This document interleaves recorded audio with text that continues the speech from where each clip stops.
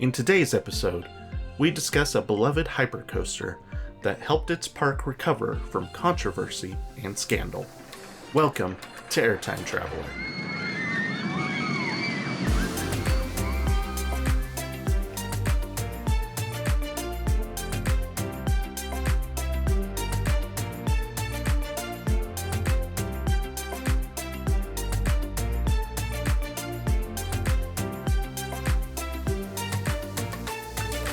How's it going, everybody? Welcome to the Roller Coaster History Podcast. You are listening to Airtime Traveler.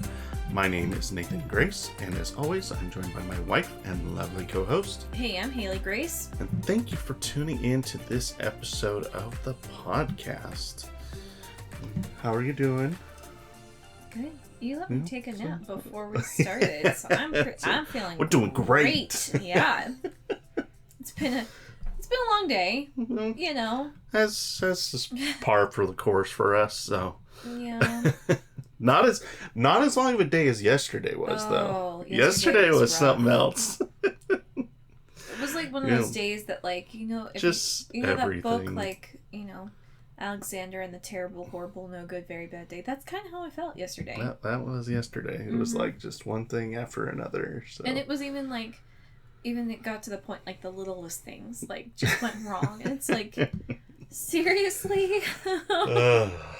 Yep. So, thankfully, today was definitely better than yesterday was. So. Still rough, but not as bad as yesterday, for sure. So. Well, if this is your first time tuning in to Airtime Traveler, first of all, welcome. Thank you for tuning in. Here at Airtime Traveler, we do roller coaster history, but rather than talk about the history of the roller coaster in general, we like to take one roller coaster in each episode and dive into the history of that individual coaster. I am a coaster enthusiast and have been for a long time. My wife Haley is a member of the GP, or the general public. So I'm here to do the research and tell the stories, and she's here to listen and to make me more interesting. So that's how it goes here. It's been working pretty well so far, so... There are some of you that are listening to this right now, so that's good. It's not just our moms, you know. Your mom. Yeah, I'm pretty sure your mom's never listened to the podcast. No. So she won't even write anything, like, let alone like listen. Well, my mom won't write anything either, but she writes more than my mom does. Probably. Yeah. So. I think your mom forgets we have a podcast sometimes. So. Oh, she totally forgets that we have a podcast. So if she ever listens to this, she's going to be like, hey. I'll be surprised. So I'll be pleasantly surprised, though. So. There's your proof in the pudding. Yeah. So. Well, if you want to follow us on social media, you can go and do that now. And the reason I say that now is so you can kind of follow along some of the things that we'll be looking at throughout today's episode. So we're on X and on Instagram. Our handle for both of those is @airtimetraveler. Super simple. So I think that's pretty much all we got. There's not like super big news or anything to talk about. So I think we can just kind of dive right into our episode today, right? I don't think that there's any news. No, not really. I mean, there's been some coaster announcements, but typically we'll take all of those announcements and we'll talk about them at the beginning, like as a bonus episode before we start the next season.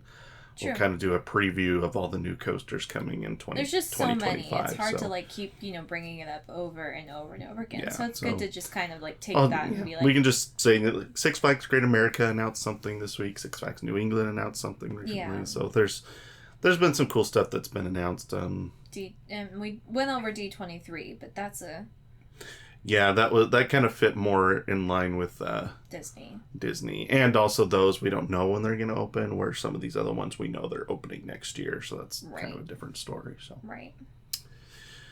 So I think we can just go ahead and jump right in today. So do it. I mentioned during our last episode that we were doing another hypercoaster today, but I didn't mention where we were going, and so.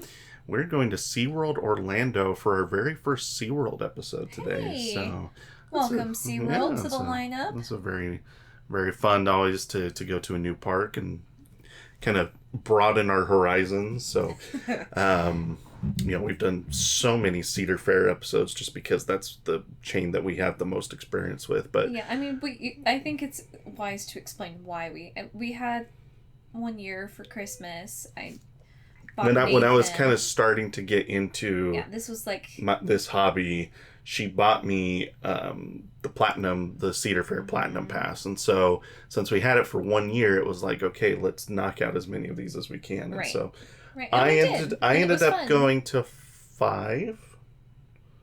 It was King's Dominion, yes. Kings Island, Knott's Berry Farm, Cedar Point, Carowinds. and Carowinds. Yep. Right? Am I missing any? I think those are the 5 I went to did. 3. So. And you went to 3 of those 5. So, yep. So we got, knocked out a decent amount of the Cedar Fair parks. And so that gave us, and we always, I guess I can explain, the episodes we do, we always do a coaster that at least I have been on. I just feel like that gives me more knowledge about the coaster and perspective. Yeah. And, so I just try to stick to coasters that I've been on. The only exception to that is our Halloween episodes where we do defunct coasters. And those ones are fun. So those are... Halloween's coming. We got a Halloween episode coming up. Do you have one picked out?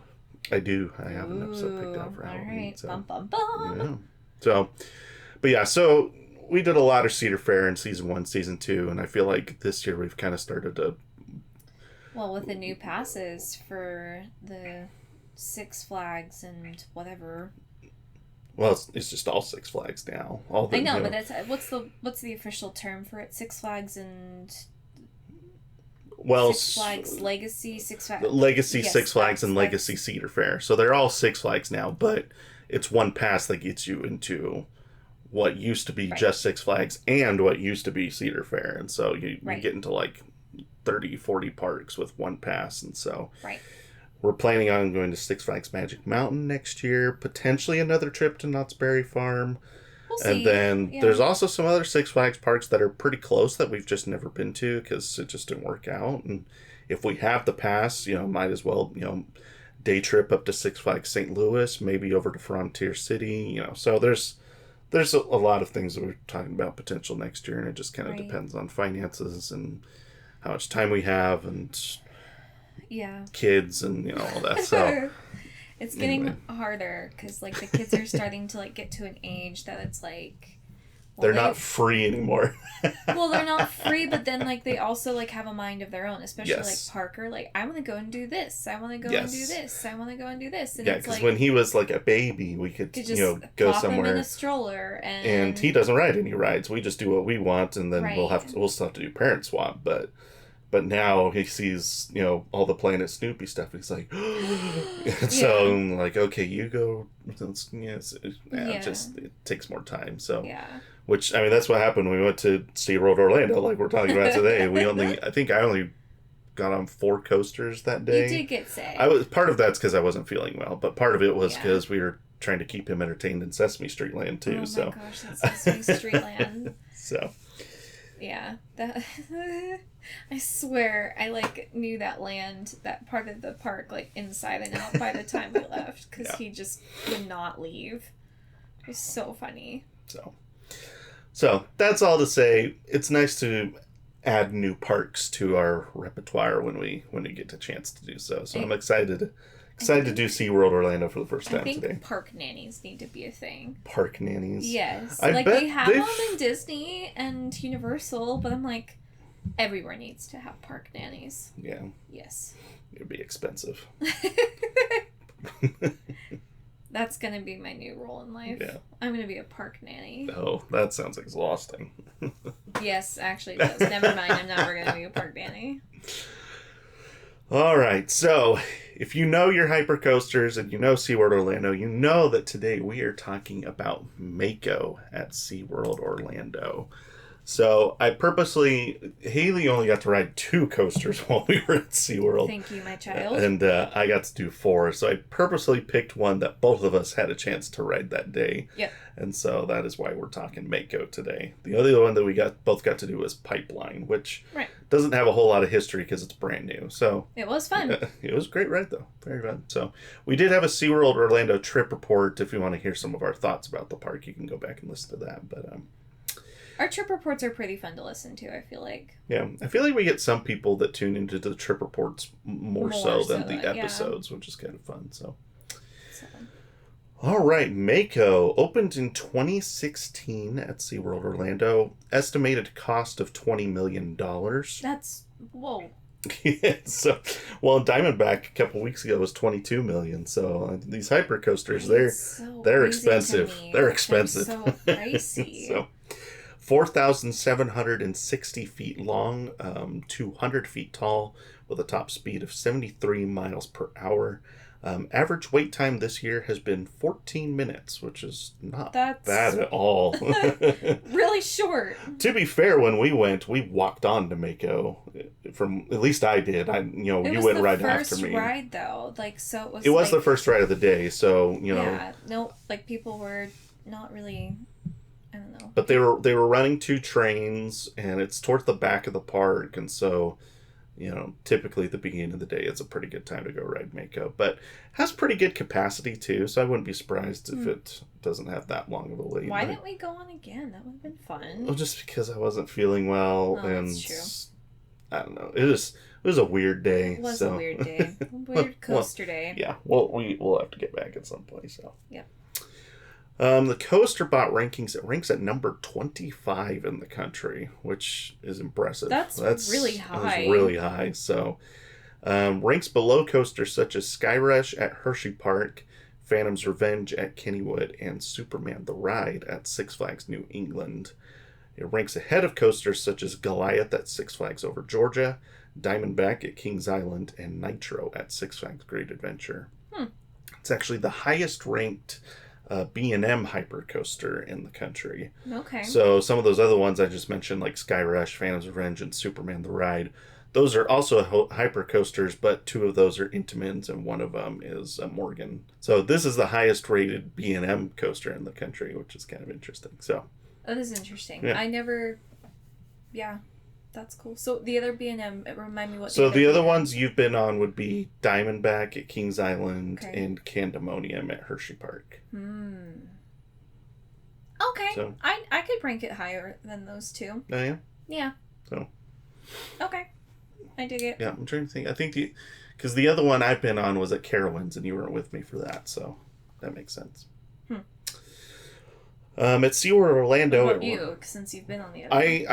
I do rank Mako as the highest B&M hypercoaster I've been on. So okay. I rank them all pretty close together, just because to me they're very similar, obviously. It's just some have a few differences, like Diamondback has the splashdown, and Intimidator has this kind of weird S-curve drop that's different than some of the others, and I guess it's not Intimidator anymore. It's Thunderstrucker now. But and then Mako has Mako has a speed hill, which is kind of different. Not a lot of the B&M hypers have those. So they all have little quirks that make them just slightly different from each other. So that's why I'm able to differentiate. But Mako, I do feel, is the best one that I've been on so far. Yeah, I thought it was really smooth. It's very smooth, and it is one of the newer ones too. Like Diamondback we talked about 2 weeks ago was 2009. This is 2016, so you're looking 7 years newer than that. Candemonium's the newest one. Candemonium is the newest one, so. And I almost thought it was smoother than Candemonium. Interesting. That's just me. So, yeah, we didn't get a chance to ride Candemonium a few weeks ago, which was a bummer. So sad. That was also a weird day. It was a very. We had some weird amusement park days this year. Our next amusement park that we're going to is Dollywood, though, aren't we? As long as everything works out, yes, we should be going to Dollywood in about a month. And then Busch Gardens, Williamsburg in 2 months. That's kind of the game plan right now. So, another B&M hypercoaster at Busch Gardens, Williamsburg. So, I'll have another one to check out while we're there. Yeah. The first one, actually. So. Oh, wow. Okay. Yeah. I didn't know that. Yeah. That's cool. All right. At SeaWorld Orlando, Mako ranks first. Makes sense. 25 in the country, it's pretty hard to beat that. Though there are some parks that are able to put 2 in the top 25. So, so Mako is first, and then Manta, it comes in at number 2. Kraken at number 3. Pipeline at 4. Icebreaker at 5. Journey to Atlantis, the water coaster, at 6. And then at the bottom is Super Grover's Boxcar Derby. Aw, Super Grover.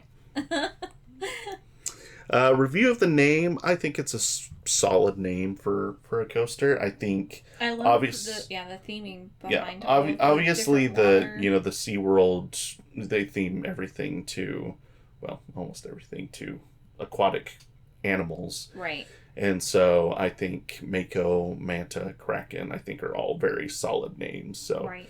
I really like the names that they've got over there. I really like this logo too. Nice and clean. So not overly complicated. I like it when some looks are great, like just very clean. Yeah. So very nice. I actually very nice looking logo. prefer these logos sometimes over the really busy ones. Oh yeah. Yeah. I'm trying to like compare one. I don't know. And I don't have one that comes to mind immediately, but probably like I'm thinking. Never mind. Okay. I can't think of one off the top of my head. I was thinking like Fury, because that one has like the little bee. But I'm trying to think of the one, like the haunted themed one that goes upside down at King's. Banshee. Thank you. See, I love the Banshee logo, though. I do too, we were talking but, like, the last saying, episode like, how Kings Island's logos are just bangers. They so. do. They've got great, but sometimes I do prefer like a clean. Just a simpler logo. So. Well, because here's why. It like looks nicer on merchandise, like hats. I feel like. Okay. That's just me. Parks need to make more ride merchandise. That's true. Personal opinion, but anyway. That's true. Continuing. Review of the paint scheme. Ooh. Mako has one of my favorite coaster paint schemes. I don't think I noticed the paint scheme when we went, but I love that. Well, because it's a two-tone paint scheme, which you don't get a whole lot with the... The cars are amazing. So it's like purple on top, and then it's got like this teal spine on the bottom, and I just think it looks really, really slick. So, the trains are gorgeous. I love the detail and the paint job on the trains. So, yeah, it's just a very, very nice looking coaster. So, yeah, they did a very good job. Very good looking coaster. So, here's the park's description of the ride. Orlando's tallest and fastest roller coaster. Ride Mako, a hypercoaster known for high speeds, deep dives, and thrills around every turn. Named for one of the ocean's fastest known sharks, this roller coaster speeds up to 73 miles per hour and up to 200 feet high.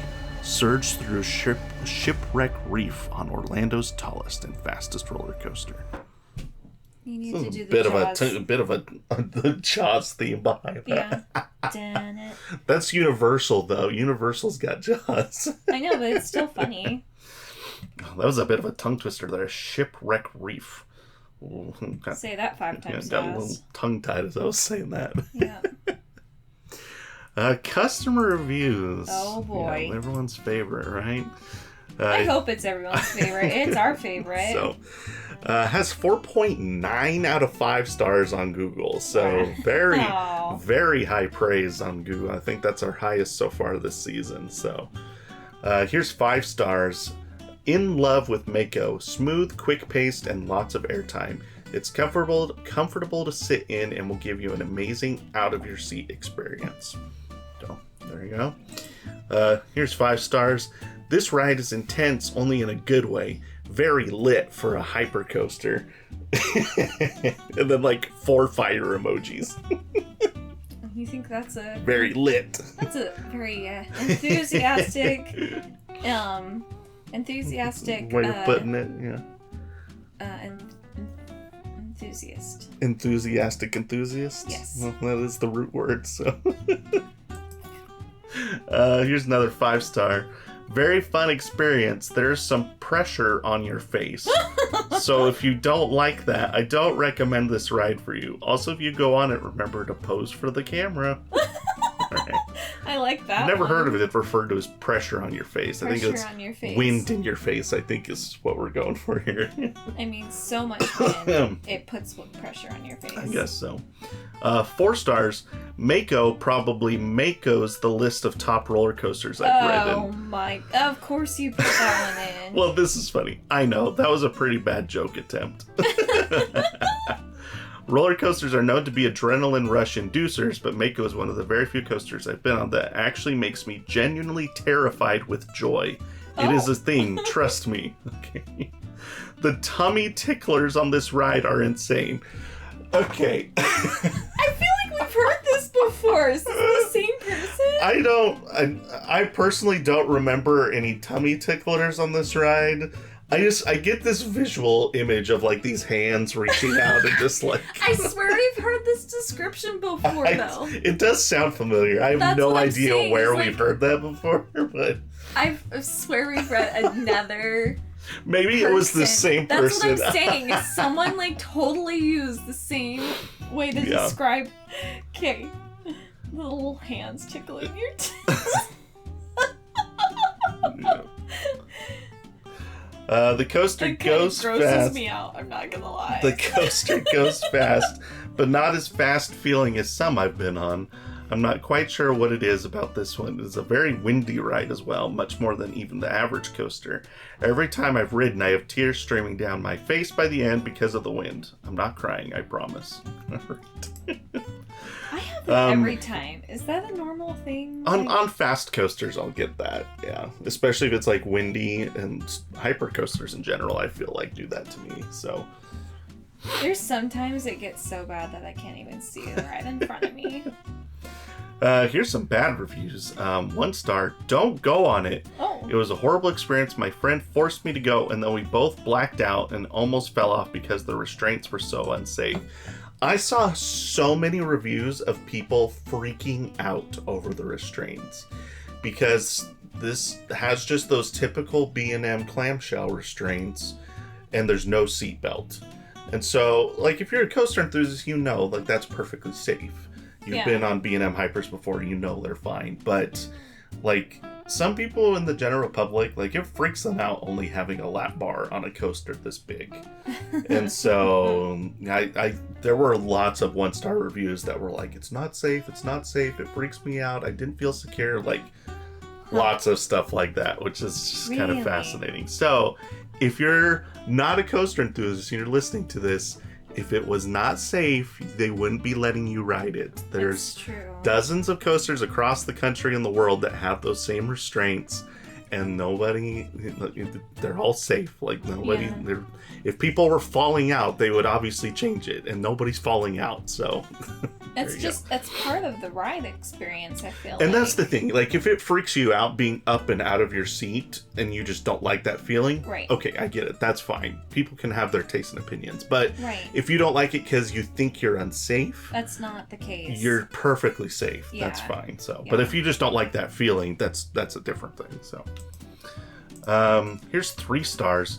I can easily place this in the top 15 roller coasters in Florida. That's it's not that high of praise. There's a lot of coasters in Florida, but not that many. I want to love this coaster, but it's just bland. You go up this steep incline, drop down, and that's about it. What? After the drop, it's just humps like a camel's back. Nothing too crazy. SeaWorld has all this land for this specific coaster, and this is what they created? Could have done some inversions, launches, a loop, something to make it more unique. Mako kind of feels like a beginner coaster for those who want to get past the drop height rather than the loop or inversion fear. Okay, so let's talk about this. This is an interesting one. Like, I don't know, but it's just this mindset that if it doesn't go upside down, it's boring. But that's not what it is. Like, airtime is what Mako is designed to do. It's not designed to go upside down. It's designed to lift you up out of your seat as much as possible, which, for most enthusiasts, myself included, is the best part of coasters. Right. Like, some enthusiasts love hang time or inversions or whatever, but I would say majority of enthusiasts are all about airtime. That's why coasters like Sky Rush or Phantom's Revenge or Steel Vengeance, that's why enthusiasts love those coasters, because of the airtime. And so, like, that's what Mako and all these other B&M Hypers are designed to do. So calling it a beginner coaster when it's 200 feet tall and 73 miles per hour is just a little absurd to me.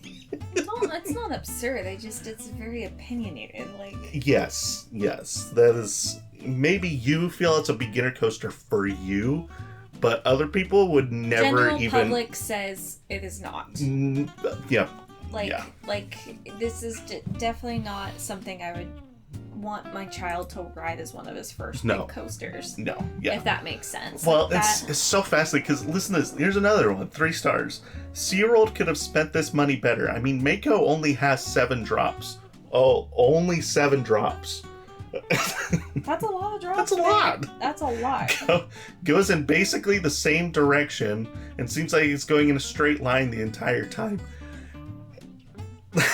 You don't really feel the speed because every time it drops, it goes up. It should have went straight or more tight turns to feel the speed. I'm trying to picture this in my head. Oh man, what is it? Manta is the most thrilling beginning. Kraken is most fun. Mako is a nice ride for young ones. No! What are we talking about here? I'm so confused. Why are these... Again, I would not want to put... Like, I would scar Parker if we put him on... I am so confused about these people that are like, oh, it's a nice family coaster. What? This is 73 miles per hour. This coaster is faster than anything on Disney property. Yeah. So, I mean, it's wild. It's a nice family coaster. Oh, man. That's an interesting some point of view. Weird customer reviews here today. But like I said, 4.9 out of 5. So these 1 stars and 3 stars, these are not the majority. Majority of people absolutely love the coaster. So, which, makes sense. I guess, it's just interesting that those... I kind of want to talk to these people know, and learn more about their thoughts. Interesting. So. Huh. Okay. Well, that is our introduction to Mako at SeaWorld Orlando. Welcome, Mako, to Airtime Traveler. Yep. Let's hop in our time machine here. Buckle up and click. Pull down the lap bar and keep your hands, arms, feet, and legs inside the time machine at all times. All appendages. And let's go back to 2013.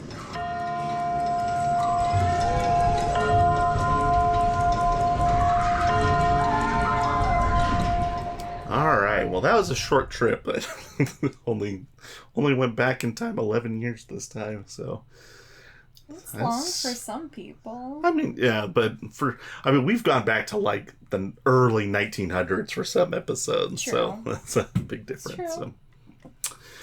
All right, well, let's do, just before we dive into the bulk of the story, let's do a little background on SeaWorld, because we haven't talked about SeaWorld on the podcast before. Well, the history of SeaWorld. Okay. So the first SeaWorld opened in 1964 on March 21st in San Diego, which I had no idea. I always assumed I learned this a while ago, but prior to me learning that San Diego was the first one, I always just assumed Orlando was the first one because that's their flagship park. And so I kind of thought it started there, but no, it starts in San Diego. Orlando was actually the third park. So... Yeah, so it was 4 UCLA graduates aspired to build an underwater restaurant and marine life show. Eventually, those plans were deemed unfeasible. So they decided to build underwater what? Underwater restaurant. How would you eat your food? Well, no, it would be like you wouldn't be in the water, but it would just be like a restaurant that was submerged underwater, and then it was like watertight or whatever. So, almost like eating like in a submarine, but it's a building, not, a boat, if that makes sense. So, yeah. Anyway, but that was deemed unfeasible, which, to be fair, I think somebody could figure out how to pull that off. Look at Then again, this is in the 60s, so I guess that's fair. True. So, they decided to build a marine life park instead. So, with only a few dolphins, sea lions, and 6 attractions, SeaWorld San Diego opened in 1964, like we said. Still was able to attract over 400,000 visitors in the first year that it was open, which not too shabby for the 60s. Yeah, so for the 60s, and I guess it's in a major metropolitan area, so I guess that helps. But so after several successful years, They would open a second location in Aurora, Ohio in 1970, which, if I remember correctly, you actually have been to SeaWorld, Ohio, haven't you? Yes. I don't have too many memories from it, but I do remember seeing like a sea lion show. Yeah, yeah. But, I mean, I probably didn't ride on anything crazy because I was really little. Well, at that point, they probably didn't have any rides. I'm not positive on that, but we've actually talked about SeaWorld Ohio before because way back in episode 4, when we talked about Dominator, we talked about Geauga Lake, which Geauga Lake was the combination. It started as Geauga Lake, and then Six Flags bought it, and then Six Flags bought SeaWorld, which was right next to it, and then they merged into one big park called Six Flags Worlds of Adventure. And then Cedar Fair bought it, changed it back to Geauga Lake, and then closed the park. And so now it no longer exists. But so we talked about that in our way back in episode 4. So that was Six Flags Ohio was their second SeaWorld and no longer exists. But then the third one, after Magic Kingdom's successful opening in 1971, SeaWorld immediately began construction on a park in Orlando, which would open in December of 1973. So pretty fast after, like, Magic Kingdom opens and they're like, we gotta jump on this new growing market in Orlando. So right. So that opens in December of 73, and then eventually another SeaWorld would open in San Antonio, Texas, which that is now the 3 SeaWorld parks: San Diego, Orlando, San Antonio. And then in 1989, Anheuser-Busch purchased the SeaWorld parks, merging them with the 2 Busch Gardens parks, which brings us to the 5 main parks that are in the United Parks chain nowadays. So they also own the Sesame Place parks and some other things, but like the 5 big ones are the SeaWorld parks and the 2 Busch Gardens parks. So right. So yeah, they started adding rides after they had like some rides, but really after Anheuser-Busch bought the parks, that's really when SeaWorld started to say, okay, we could be like a hybrid marine life park and also have like rides. And so SeaWorld Orlando's first roller coaster would open in 1998, and then another in 2000, 2006, and then 2009. So kind of just sporadically adding roller coasters over time. And now that takes us up to 2013, where our story starts today. Okay? Okay. Now, I'm going to give a fair warning to those that may not be interested in what we're going to talk about today. Today's topic is a little heavier than what we usually would talk about. So there's a purpose to the story, because this does have an impact on why Mako was built and the impact that Mako has on SeaWorld after its construction. But there's some scandal and some stuff that happens before that might upset some people. So if you know what I'm talking about, you can it's either a disclaimer, basically. That's disclaimer. So if you know what I'm talking about, you can keep listening or not listening, whatever you want to do. But I completely understand for some people that, this might upset them listening to some of the SeaWorld scandal. You might be familiar with what I'm talking about. If you're not, you can go look up the Blackfish scandal. See if you're comfortable with that subject. If you are, you can come back and finish listening. If not, you can skip this episode and come back to us next week. Or you might be able to skip ahead, like, 30 minutes into the episode where we start talking about Mako. And, yeah. Okay. So 2013, at the Sundance Film Festival, there's a documentary that premieres called Blackfish. This documentary was directed by Gabriella Cowperthwaite, I think is how you say it. Follows the controversial practice of keeping orcas in captivity. You familiar with this documentary? Yep. Do you remember hearing about it? That was 2013. How old we would have been in high school when that happened. So I don't know how much I remember from that. I remember hearing about it, but I didn't really look into it so much. But so the film was received very well at the festival and eventually was picked up by CNN Films and released in theaters. I know for sure, like on Netflix and other streaming services, but I think it was in theaters too. That happened in the summer of 2013. So quick 5-10 minutes about the synopsis, about the film and its subject matter. So the main subject of the documentary is a male orca by the name of Tilikum. Now, Tilikum was captured off the coast of Iceland in 1983 when he was about 2 years old, based on their estimates. So eventually he was sent to a marine life park in British Columbia, Canada, called Sealand of the Pacific, not SeaWorld, Sealand. Very original name. Uh, so he was there for about 8 years, and then 7 or 8 years, I don't know, somewhere in there. And then on February 20th, 1991, 20-year-old Kelty Lee Byrne, one of the orca trainers at the park, was working a shift when she slipped and fell into the whale pool with Tilikum and two other female orcas.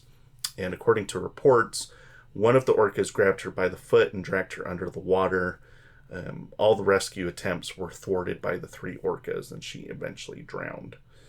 So shortly after the incident, Sealand made the decision to sell all of their orcas, and then the park would actually eventually close within a few years after that.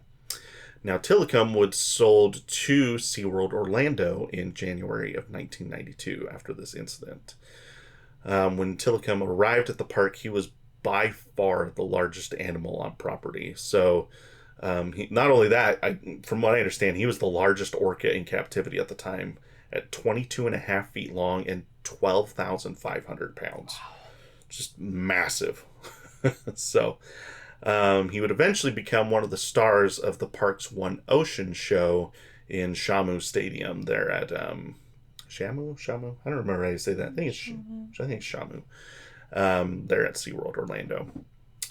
So another 7 years go by, and then there's another incident that occurs on July 6th of 1999. There's a man by the name of Daniel Dukes that snuck into SeaWorld Orlando after hours. Okay. So, yeah. Dukes was a known lover of nature and likely wanted to get a closer look at the orcas. However, when park authorities arrived for work, they found him unresponsive on Tilikum's backside.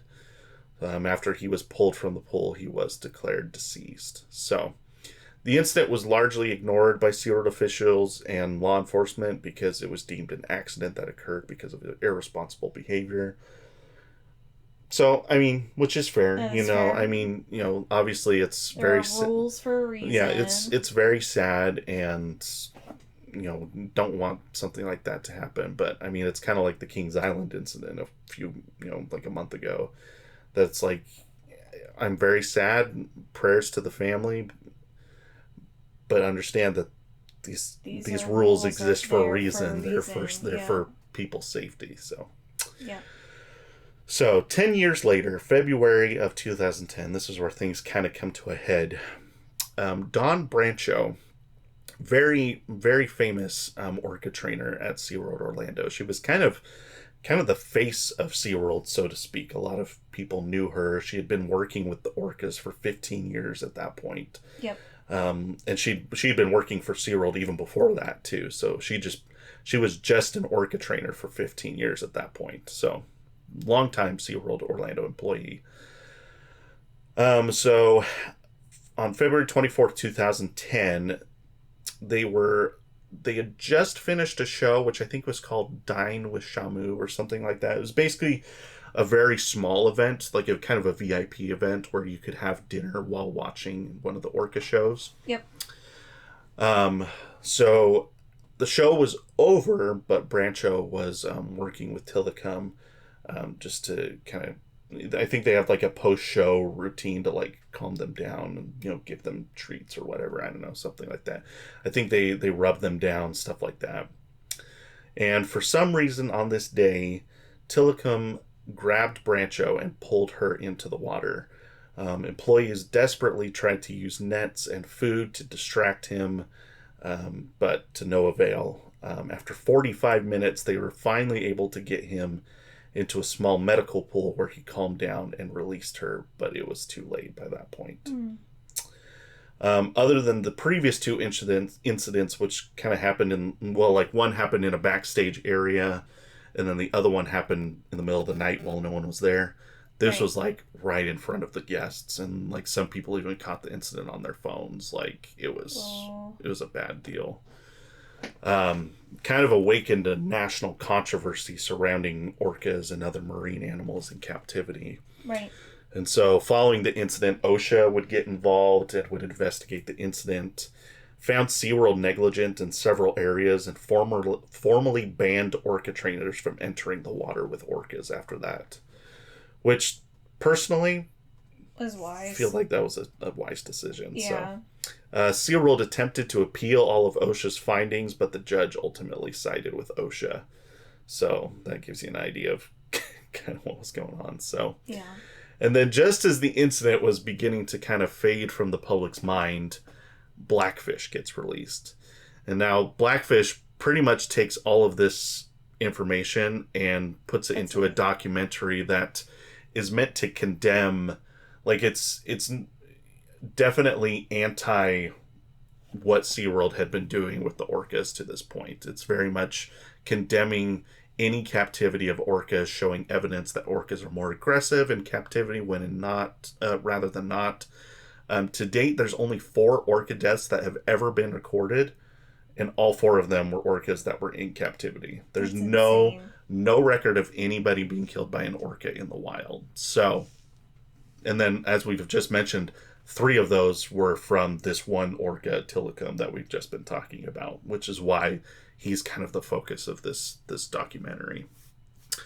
So this film releases in the summer of 2013. The incidents in 1999 and 2010 are met with a lot more scrutiny than they were before, just because it brings it back to the forefront. There's interviews with there's, people shining new light on the subject. I will say, to be fair to both sides of the story, there are differing opinions on the accuracy of the movie's claims. Several orca trainers that were interviewed for the documentary claim that their input wasn't used because it didn't support the film's viewpoints, or that their words may have been twisted to fit the narrative, like they may have taken like one sentence that was taken out of context and put somewhere that made it look bad. So there's a few trainers that say that like this is not what they signed up for, essentially. Brancho's family said that they're not affiliated with the film as they didn't believe it accurately portrayed her or her experience at the park. So her family's kind of iffy about the film as well, which is kind of interesting. That is interesting. I'm curious on why. Yeah, I don't know. I didn't. That's really all I could find about her family's opinion on the matter. But this is the statement that SeaWorld released after the film kind of started gaining some traction. Said, quote, "Blackfish is inaccurate and misleading and regrettably exploits a tragedy. The film paints a distorted picture that withholds key facts about SeaWorld, among them that SeaWorld rescues, rehabilitates, and returns to the wild hundreds of wild animals every year, and that SeaWorld commits millions of dollars annually to conservation and scientific research." So, on the flip side, SeaWorld officials were caught in some controversial actions following the scandal as they tried to repair the damage that had been done. In December of 2013, the Orlando Business Journal posted a poll asking if Blackfish had changed readers' opinions on SeaWorld. The majority of votes claimed the film did not. It was later discovered that 55% of the votes came from a single IP address on SeaWorld property. Whoa. So that was like employees at the park going in and skewing the results of this poll. What? So that's I didn't know that. that's a little fishy. That's a bad word. Sorry, that's a bad choice of words there. Oh dear, I broke Haley. The fact that you just that was not even on purpose. That was totally just a bad word choice. Okay. That's probably good. Probably need a little laughter to break up it's a heavy subject we're talking about. So. It was a little fishy. Yeah. In the first 9 months of 2013, attendance at SeaWorld parks had declined by 5%. CEO Jim Atchison at the time stated the company had incurred a $15.9 million loss during this time frame, but he attributed it to weather and ticket prices. All right. Okay. In September, so. yeah.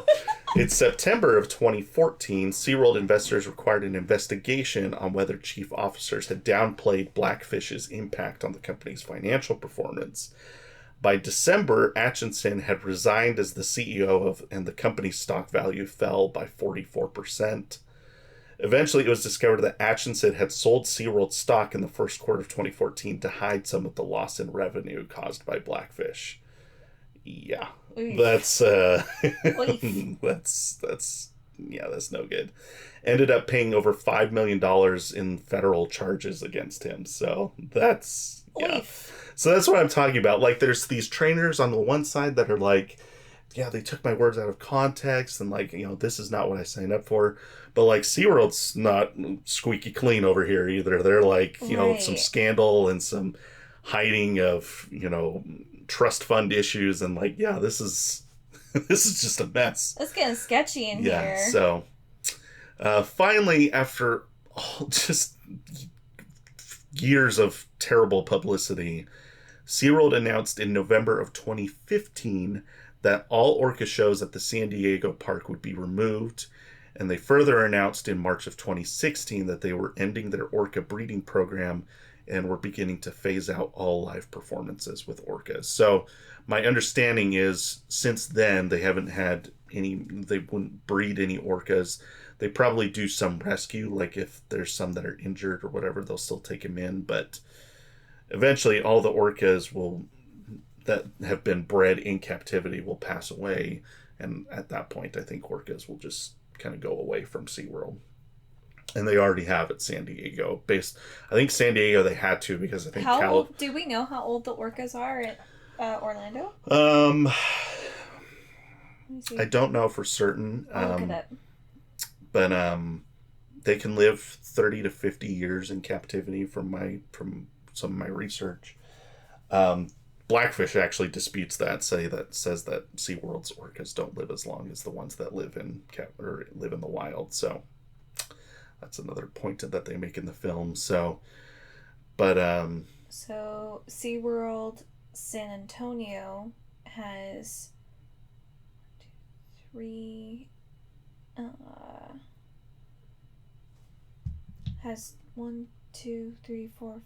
orcas. So an 8-year-old, a 30-year-old, a 23-year-old, a 12-year-old, and a 31-year-old. Okay.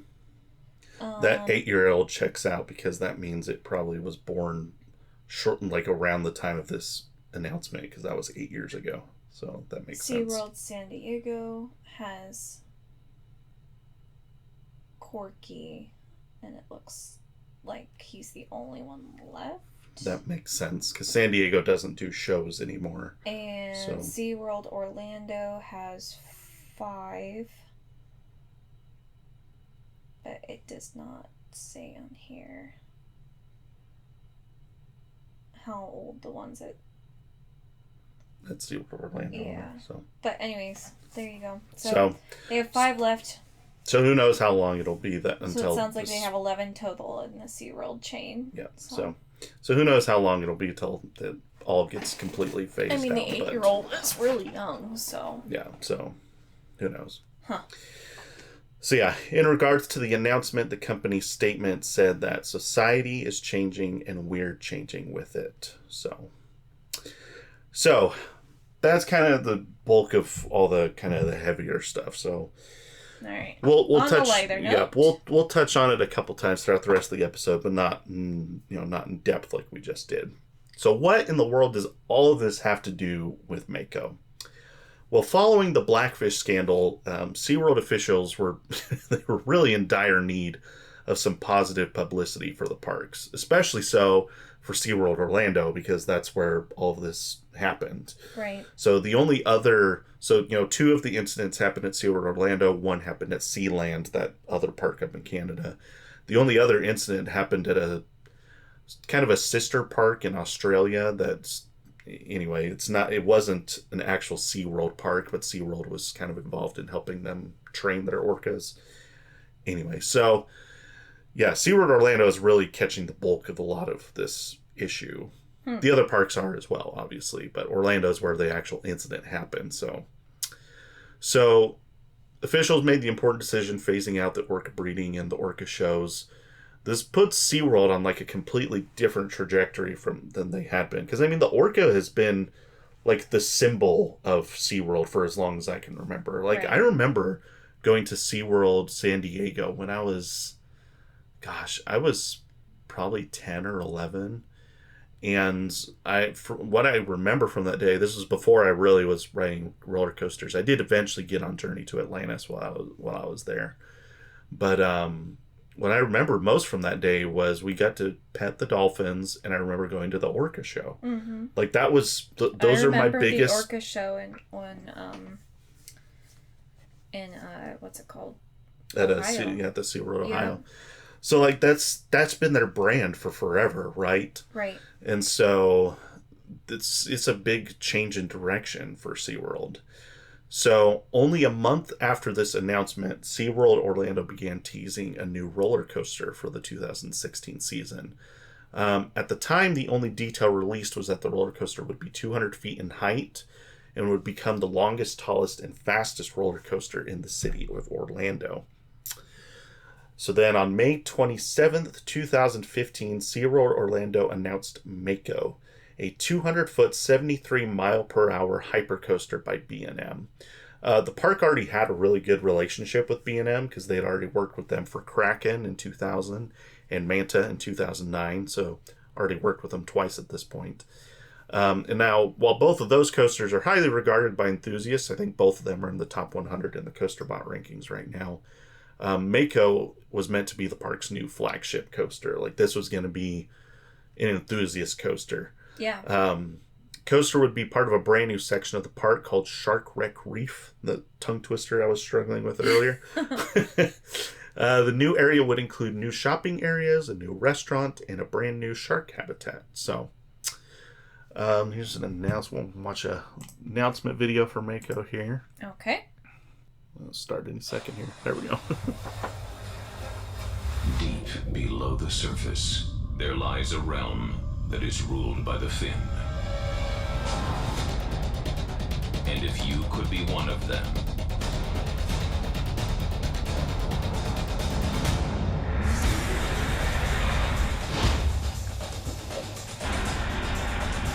Just kind of showing some of the coaster stats on the screen, and like a POV video of the coaster as Very well. Typical roller coaster commercial.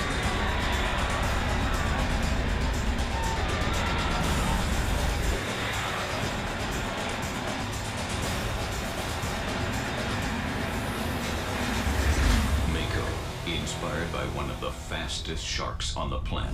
Join the frenzy at SeaWorld in summer 2016.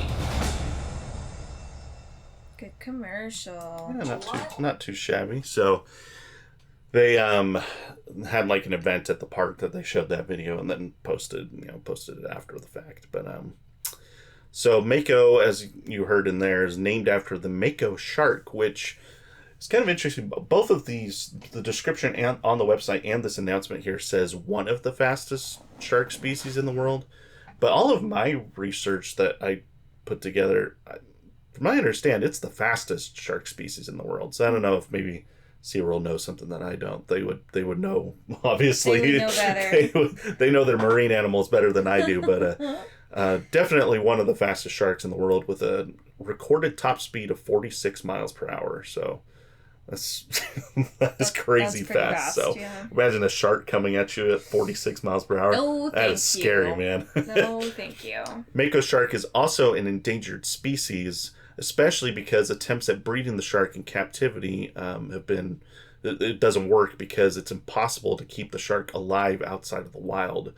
Every attempt that SeaWorld and others have tried to have the shark in captivity for breeding purposes, they only will survive like 3 to 5 days in captivity. What? So they just, from what I understand, Makos are deep water sharks and they thrive on being in the deep ocean. And so whenever you put them in like a, relatively shallow tank or pool, like their bodies can't handle it, which is crazy. So So they can't even breed them in captivity to help with the, population. So it's just... That's scary that, like, they could go extinct. Yeah, so That's they're not really like... sad. They're not, like, super threatened. There's, like, levels to endangerment, and it's kind of, like, in the middle right now.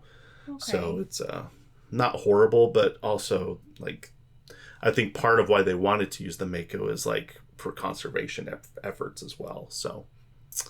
the other name that was being considered for the coaster was Reef Hunter, which is fine. I think Mako was the right call. Like Reef Hunter. I think Mako was the right call there. Weird one. So, yeah.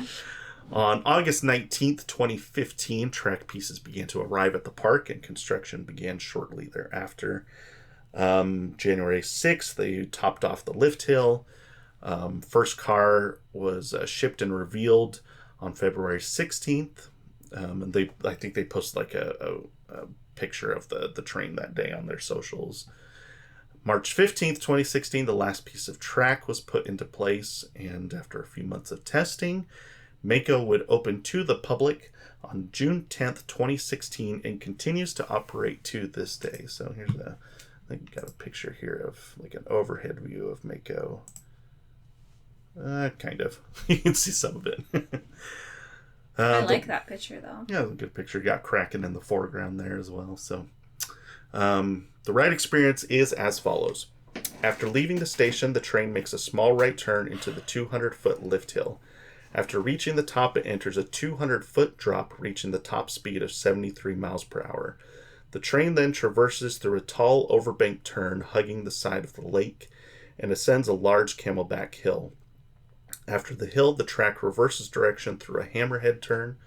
After two large camelback hills, the track takes a bank turn to the right and flies over a low-to-the-ground speed hill and into the mid-course brakes. The track then descends down a small left turn under the lift hill and into another airtime hill. The train then ascends into a bank turn to the right as it races over the ride's entrance, then descends down a bank turn to the left over the park's lagoon, and jumps over one more hill and into the final brakes. So, I think I read somewhere that a third of the ride is constructed over water, which is kind of one of their goals of the ride, was to kind of use that lake that's in the back of the park and kind of play with the lake as part of the layout. So Kraken does the same thing on the other side of the lake, so it kind of works out that they just kind of, one side of the lake is one coaster and the other side is the other coaster. So it's really pretty. Yeah. I wish that there was like a path that you could walk to like go back there and take better pictures, because that section of the park it's not accessible to guests. It just kind of goes off into the distance and then comes back for both of those coasters. So I think you can get better angles if you drive around. Like I think there's a road back there that you can get to, but I didn't feel like doing that day. Like, we just wanted dinner. We're like, let's just go get food. Yeah, I didn't feel like driving around trying to get more pictures. But we were getting mod pizza that night. Pizza. Good so stuff. Good. Anyways, continue.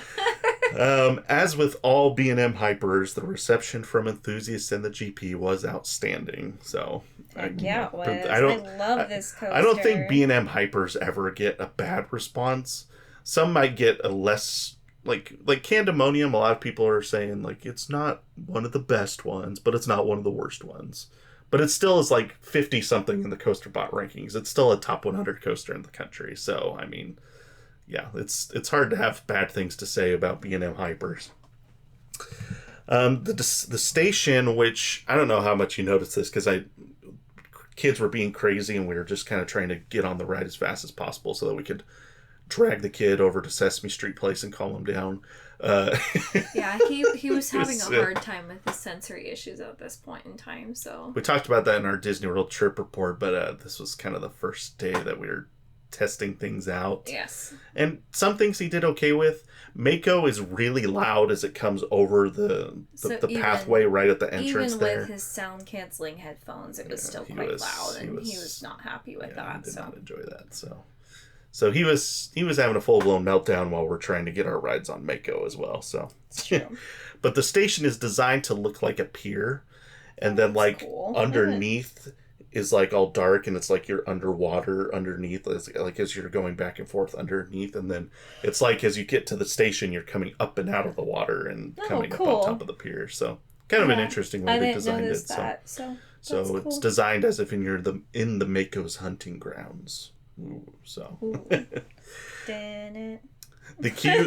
Well, speaking of music, the queue and surrounding areas also feature a 32-minute score that was composed and produced by Rick McKee specifically for the attraction. Okay, that's cool. I love when parks do that, when they put in the effort to have music written specifically for an attraction. Yeah, like that cool. is that's A+ really cool. effort for that. So we've talked about a couple other coasters that have done that, and so that's just a really cool touch that like isn't really that important. I mean, you could just throw some generic classical music in there, but like when you put the effort to have like something that's specifically designed for this attraction, like it just I love that. So yeah. So in the aftermath of Mako's opening, enthusiasts got a chance to ride Mako. More and more enthusiasts get down there to Orlando, and a lot of them felt that it was the best B&M hypercoaster in the country. And as we mentioned in the CoasterBot rankings, that still holds true to this day.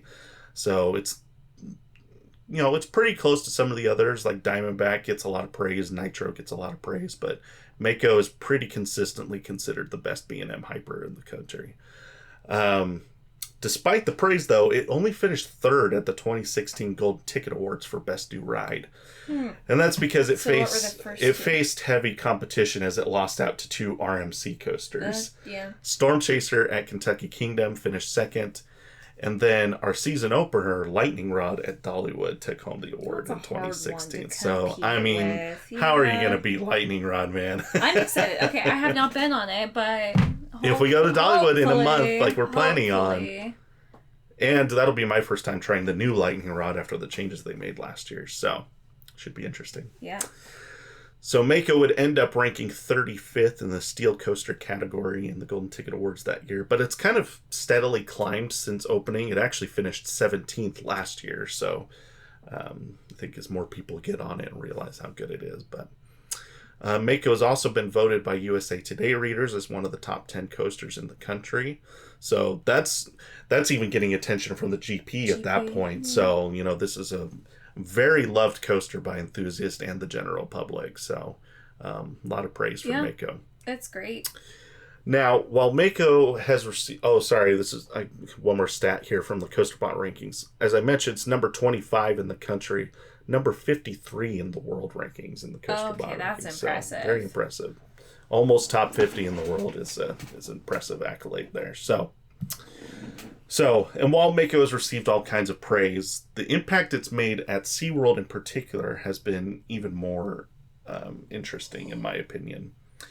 So as I mentioned earlier, SeaWorld as a company has seen a drastic change in direction in the years since Mako's announcement and construction. Now, as we mentioned, like the Orca announcement happens in November of 2015, and then March of 2016 is when they make these announcements and changes to the Orca program. This coaster gets announced a month later, so very closely tied to all of this drama that's happening in the SeaWorld chain at that point. And it's, to me, becomes very clear that after Mako's opening, that puts SeaWorld on this trajectory of moving away from animals and making thrill rides a larger focus of their business model. So some stats here to kind of back that up. Okay. So between the 5 SeaWorld and Busch Gardens parks, they had 23 roller coasters by the end of 2015. So when that first Orca announcement happens, there's 23 roller coasters in the chain between those 5 parks. Okay. Mm-hmm. In the 8 years since Mako opened, these same 5 parks now have 39 roller coasters, with 2 more under construction as we speak. Wow. So that's a big jump. It's a huge jump. Like a 40%. It's like almost double. So 40%, that's not right. It's like an 80%, 90%. We're not mathing tonight. Like an 80 to 90% increase in roller coasters just in those 8 years. SeaWorld Orlando has built 4 roller coasters in the 11 years since the Blackfish scandal.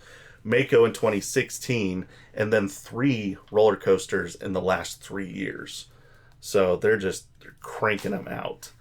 And those numbers don't even include other thrill rides, such as SeaWorld Orlando building Infinity Falls, Busch Gardens Tampa builds Serengeti Flyer, SeaWorld San Antonio builds Catapult Falls, so, other water rides and other thrill rides that are getting added to the parks as well. And then SeaWorld Orlando opened Sesame Street Place in 2019, which has nothing to do with wildlife of any kind. It's, it's a themed area to a completely new IP. I think it was genius. I do too. I think it brings in a whole new aspect. Like, because, you saw our kid. We didn't see our kid, but we've talked about our kid. We could not drag him out of there. Like, he loved it. Absolutely loved it. Oh my gosh, he loved it. And, there is so much to do there for a little tiny section of the park. Like, it was jam-packed of different things that he could have done. And, yeah, it was awesome. Yeah, so... It's interesting to see them kind of take this shift. Like, putting an IP in the park was, unheard of at that point. So that was just kind of a completely new thing for SeaWorld. And then in recent years, probably in the last 2 or 3 years, SeaWorld Orlando has started referring to themselves as the roller coaster capital of Orlando, which to me is just a clear departure from what the focus of the park has been in the past. They're now coming out with marketing that says we are a roller coaster park. To me, that's what that says, right? Absolutely. And so I've said this on the podcast before, and I know it's a long shot. I don't know if it'll ever happen, but I've said this on the podcast before, that I feel that it's possible in 20, 30 years we could see the SeaWorld parks all become Busch Gardens parks. And so it will just be, Busch Gardens Orlando, Busch Gardens San Antonio, and Busch Gardens San Diego. Now, I know that's a long shot, especially for parks that have been around for 60, 50 years. It's hard to change the name of a park that's been around for that long and has never had a name change before. But the thought process is that, that's really what they're trying to become, is they're trying to become more like what Busch Gardens has been all along, which is a thrill ride park with a few animals. And even Busch Gardens Williamsburg, I don't even know if Busch Gardens Williamsburg has any animals. They kind of have a different focus than Busch Gardens Tampa does. So, but yeah. So I know that's a long shot, but it could be interesting to see if that ever happens. So should we put money on it? No, I'm not putting money on that stuff. And while SeaWorld still has a large focus on marine animals, even with Mako, they built a shark exhibit along with the opening of Mako. So it's not like they're saying we're never going to have marine animals here, or we don't want to have any, because I don't think people have. It's totally possible to have, aquariums are easy to put in. That's exactly what I was going to say. There's some animals that it's totally fine to have in captivity. We've been doing manta with all the rays. That was cool. It's brilliant. That was really cool. And nobody really, some people still have problems with it. So some people are going to say aquariums shouldn't exist at all. But generally speaking, I think people are okay with aquariums. It's just that the orcas are too big. Yeah. I think that's really what it comes down to. And so I think even the dolphins, most people are probably okay with. I don't know how I feel about it. I'm kind of 50-50 on it. I think it depends on where they keep them. That's fair, yeah. So, how big of a facility they have. So because I think when we went, the one tank that they had a pod in, I thought was kind of small, but that was just my personal opinion. They also probably have multiple tanks that they can put them in depending on what they're doing. So yeah, but yeah, so. But, they've made efforts to improve their facilities and procedures following the Blackfish scandal. Which I can appreciate. As well as, shifting their focus to other avenues of entertainment like roller coasters. So, to me, that is what Mako, is the story of Mako. It's yes, it's the best B&M Hyper in the country. Yes, it's one of the flagship attractions of the park. But to me, it stands as this turning point between the old SeaWorld and the new SeaWorld. And so it's not just a fun attraction, but it's this symbol of... It's a turning of the page. Yeah, it's a turning of the page for SeaWorld as a company. And not just this park, but the rest of the parks in the chain as well, as they've continued to invest in thrill rides and roller coasters, and less so on the marine animals. And so... I don't know what the future holds for the SeaWorld parks, what their plans are for the next, 20, 30, 40 years.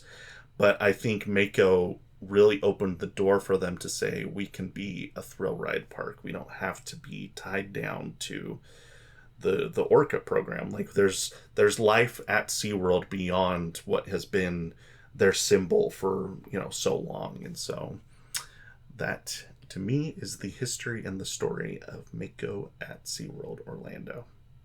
Beautifully. So, yeah. Beautifully well said. Kind of an interesting one. Like, definitely. It's true. It's heavy, but definitely a heavier episode. But to me, it's kind of I like the story of Mako because it's a story of growth, right? Of change. Something that for all of us can be the same thing. If you want to go as far as saying like repentance, like for their wrongdoing. Yeah, it's seeing the error of their ways in the past and making an effort to change that. And so that's I don't think anybody expected tuning into our episode today for some life lessons, but there's your life lesson. Congratulations. There you go. So school's back in session. So, next time you're in line for Mako, you can take the lesson to heart. So take a minute and appreciate the turning of the page. Yep. Give it a nice pat. Pat the coaster on your way out. I don't know if you can. Oh, but there's spots that you can touch the support structure. Actually, now that I think about it, because I was even saying just pat the seat. Oh, as you're getting on the ride, just like thanks, Mako. Yeah, they're there. So. Well, thank you for tuning into this episode of Airtime Traveler. We're closing in on episode 50, guys. Woo! Episode 50 is a month away. It's a big one. What do we got here? Let me get you the exact date. So if you're listening, so this is August 22nd. This episode comes out. So that means September 19th. That is episode number 50. So we've got an exciting story for that day. So isn't that they were leaving for that trip? That actually we might be at Dollywood that day. That's funny. Is it that? It might be the next day. I think it might be the next day, actually. I think the 20th is when we're at Dollywood, so. Should we release it on the day that we're in Dollywood and see if we can get Dollywood to follow us? Well, it's not a Dollywood coaster, though, so. That would have been perfect. I know. So. Still, we need to do something at Dollywood to celebrate, I feel like. Because that's a big deal. It's a big deal. So we've been doing this for, 2.5 years now, and appreciate all of you for the support that you've given the podcast up to this point. And we I don't think I told you this, but we actually broke our monthly listening record again this past month. And so yes, so you guys keep giving us that support. You keep tuning into these episodes, and yes, I love it. Glad you guys love learning about these coasters' histories as much as we do. And it's fun. It is fun. It is fun. I didn't think I'm not a big history person, but this has been fun. Yep. We enjoy it. GP says it's fun. GP says it's fun. That should be the tagline for the podcast. GP says it's fun. Well, thanks again for tuning in. Like I said, episode 50, be sure to check that out in about a month. Our next episode, we're actually going to go back to Universal Studios for our next episode. It's been a hot minute since we did a Universal coaster. I think like early season 1 was last time we did Universal, so that should be a fun one. Be sure to tune in for that, and also go and follow us on social media if you want to see some of the pictures from today's episode. Our handle is @airtimetraveler. You can find us on X and on Instagram. And I think that's all I've got for today. So, yeah. All right. Anything from the GP? I said my piece. So. All right. Well, thanks for tuning in, and we will see you guys in the next one.